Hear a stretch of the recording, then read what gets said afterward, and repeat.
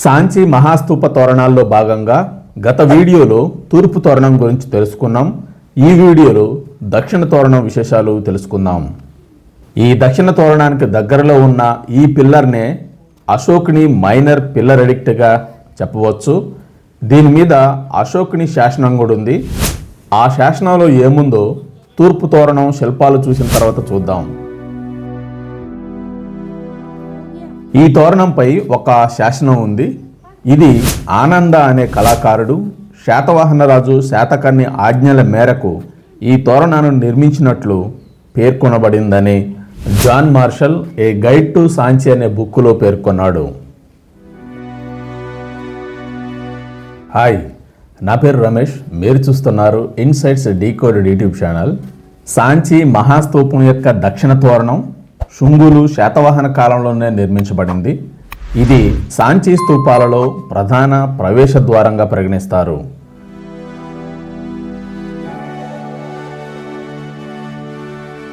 ఈ తోరణం ముందు భాగంలో మొదటి లైన్లో కమల పుష్పంపై నిలుచున్న ఒక స్త్రీమూర్తిని చూడొచ్చు.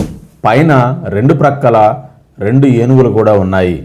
దీని గురించి గత వీడియోలోనే చాలా వివరంగా చూసాం. ఎవరైనా మిస్ అయి ఉంటే ఖచ్చితంగా ఉత్తర తోరణం తూర్పు తోరణం వీడియోలు చూడండి. వాటిలో చాలా విలువైన సమాచారం ఉంటుంది. ఈ చిత్రంలో ఒక చెట్టును చూడొచ్చు. గత వీడియోలో తెలుసుకున్నట్లు 7 మనుష్య బుద్ధ రూపాలలో ఒకరైన విపశ్యన్ బుద్ధను సూచిస్తుందని చెప్పవచ్చు. ఈ 7 మనుష్య బుద్ధ రూపాలు కూడా ఈ తోరణంపై కూడా వెనక భాగంలో ఉన్నాయి. దీని ప్రక్కనే ఉన్నది బోధి వృక్షం. ఇది గౌతమ బుద్ధుడిని సూచిస్తుంది. ఈ క్రింది లైన్లో కనపడే చిత్రం రామగ్రామ స్తూపానికి చెందింది. మనం గత వీడియోలోనే తూర్పు తోరణం వెనక భాగం క్రింది లైన్లో అది రామగ్రామ స్తూపం అయ్యుండొచ్చని, అశోకునికి దానితో ఉన్న సంబంధం గురించి దక్షిణ ద్వార శిల్పాల గురించి చెప్పేటప్పుడు చూద్దామని మాట్లాడుకున్నాం. అదే ఈ చిత్రం. ఇప్పుడు దీని కథ ఏంటో తెలుసుకుందాం. మనం సాంచి స్తూప 3వ పార్ట్లో ఒక విషయం తెలుసుకున్నాం. బుద్ధుని మహాపరినిర్వాణం అనంతరం బుద్ధుని అవశేషాలు 8 రాజ్యాలు పంచుకొని స్తూపాలు నిర్మించారని తెలుసుకున్నాం. ఆ 8 రాజ్యాలు లేదా నగరాలు ఏ ఏ రాజవంశాల చేతుల్లో ఉన్నాయో ఇప్పుడు చూద్దాం. మొదటి నగరం రాజగృహం. ఇది మగధ వంశం చేతిలో ఉన్నది. ఇది అశోక చక్రవర్తి రాజవంశంగా పేర్కొనవచ్చు. ప్రస్తుత బీహారు రాజగిరిలో ఉన్నటువంటి ఈ రాజగృహం ఆనాటి 8 రాజ్యాలలో ఒకటి. రెండవ నగరం వైశాలి. దీనిని లిచ్చవి వంశం వారు పాలించేవారు. లిచ్చవులు బుద్ధుని శిష్యులైన అంబపాలిక వంటి వ్యక్తుల ద్వారా బౌద్ధానికి సమర్థకులుగా ఉన్నవారు. ఇది కూడా ప్రస్తుతం బీహార్లో ఉన్నటువంటి ఒకప్పటి నగరం. మూడవది కపిలవస్తు నగరం లేదా కపిలవస్తు రాజ్యం. దీనిని శాక వంశం వారు పాలించేవారు. ఇది బుద్ధుడి స్వంత వంశం. అందుకే బుద్ధుడిని శాక్యముని బుద్ధ అని కూడా అంటారు. ఇది ప్రస్తుత నేపాల్లో ఉందని పేర్కొనబడుతుంది. ఇక 4వ నగరం అల్లకప్ప. దీనిని బులి వంశం వారు పాలించేవారు. ఇది ఉత్తర భారతదేశంలో ఒక చిన్న గణరాజ్యం. 5వది వేతదీప లేదా వేత్తడిప. ఇది గంగానది ప్రాంతంలో ఉన్న చిన్న గణరాజ్యం లేదా బ్రాహ్మణ సమాజంగా చెప్పబడుతుంది. ఇక 6వ రాజ్యం పావా. దీనిని మల్ల వంశం వారు పరిపాలించారు. బుద్ధుని మహాపరినిర్వాణం కన్నా ముందు పావాలో ఉన్నట్లు చెబుతారు. ఇది మల్ల వంశీకుల రాజ్యం. ప్రస్తుత బీహార్లోనే ఒకప్పటి ఈ మల్ల రాజ్యం కూడా ఉంది. ఇక 7వ నగరంగా కుషినారా. ఇది కూడా మల్ల వంశస్థుల చేతిలోనే ఉన్నది. బుద్ధుని మహాపరినిర్యాణం చెందినటువంటి స్థలమే ఈ కుషినారా. ఒకప్పటి ఈ రాజ్యం ప్రస్తుత ఉత్తరప్రదేశ్లో ఉన్నది. ఇక 8వ ఆఖరి నగరం లేదా ఆఖరి రాజ్యంగా రామగ్రామగా చెప్పుకోవచ్చు. ఇది కొలియ వంశం చేతిలో ఉన్నది. దీనిని కొలియ వంశం వారు పాలించేవారు. కోలియులు శాక్యులతో బంధుత్వం కలిగిన వారు. బుద్ధుని తల్లి మహామాయ కోలియ వంశానికి చెందిన స్త్రీ. ఇది ప్రస్తుత నేపాల్లో ఉన్నట్లు పేర్కొంటున్నారు. ఈ 8 రాజ్యాల నుంచి అశోక చక్రవర్తి బుద్ధుని ధాతువులు సేకరించి 80,000 స్తూపాలలో పొందుపరిచాడని మనం అదే వీడియోలో తెలుసుకున్నాం. కానీ ముఖ్యమైన విషయం ఏంటంటే అశోకుడు 7 స్తూపాలలో ఉన్న ధాతువులు మాత్రమే తీసుకురాగలిగారు.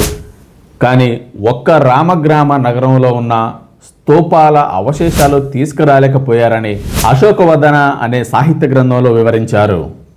బౌద్ధాన్ని విస్తరించే క్రమంలో అశోకుడికి లొంగని ఒకే ఒక రాజ్యంగా ఈ రామగ్రామ స్తూపం చాలా పేరు ప్రఖ్యాతులు గడించింది.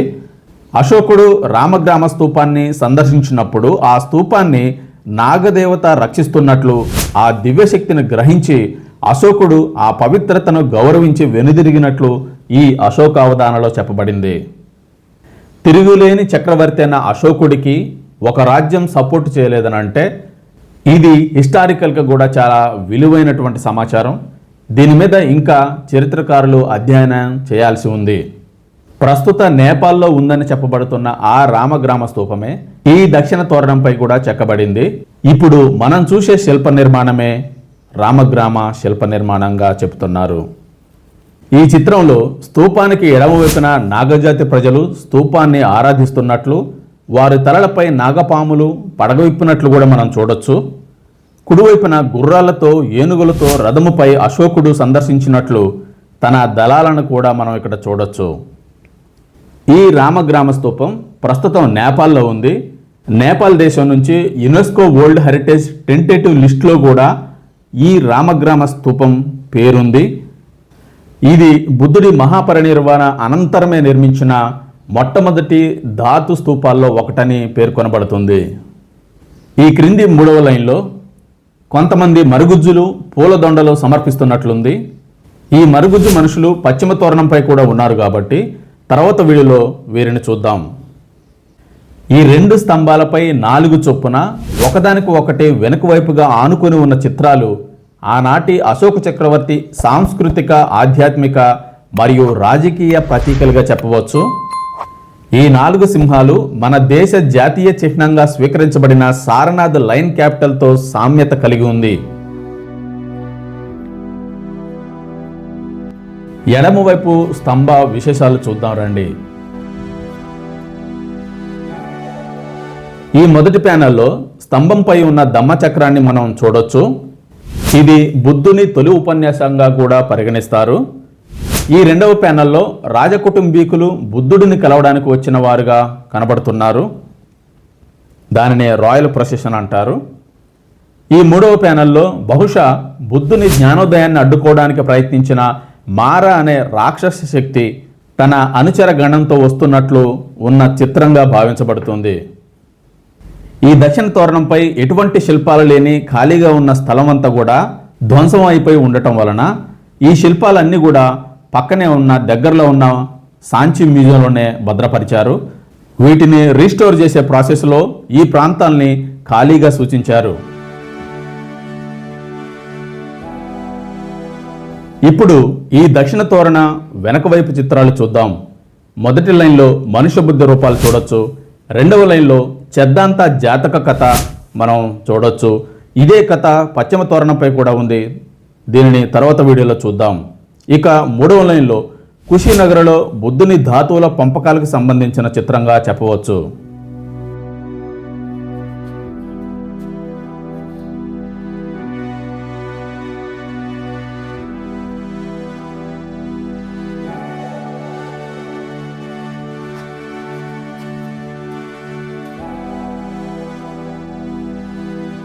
ఈ స్తూపానికి దానాలు ఇచ్చిన వారి పేర్లు ఈ చోట కూడా మనం గమనించవచ్చు. ప్రతి ప్లేటుపై కూడా దానాలు ఇచ్చిన వాళ్ళ పేర్లు రాశారని గత 2 వీడియోలో చూసినాం. ఈ వీడియోలో కూడా మనం వాటిని గమనించవచ్చు.